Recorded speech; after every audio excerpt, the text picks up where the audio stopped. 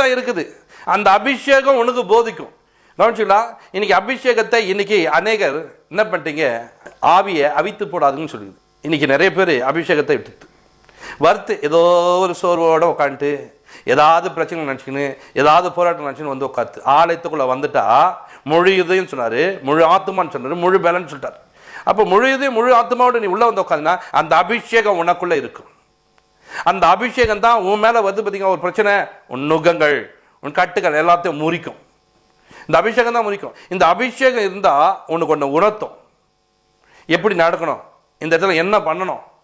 இந்த அபிஷேகம் உள்ளே வந்துட்டாலே யாரும் உனக்கு போதிக்க தேவலமா, உனக்கு ஆண்டவரே போதிக்குவேன். இந்த அபிஷேகம் அவரால் பெற்ற அபிஷேகம் உனக்குள்ளே இருக்குதுன்னு சொன்னால் மற்ற ஒருவனும் உனக்கு போதிக்க தேவையில்ல. உனக்குள்ள அந்த அபிஷேகம் வந்து உன்னை வழிநடத்தும். இப்போ வேதத்தில் நீங்கள் பார்க்கும்போது யோவானை நீங்கள் வாசிக்கிறீங்க, அங்கே வாசிக்கும் போது பார்த்தீங்கன்னா 3:8 காற்றானது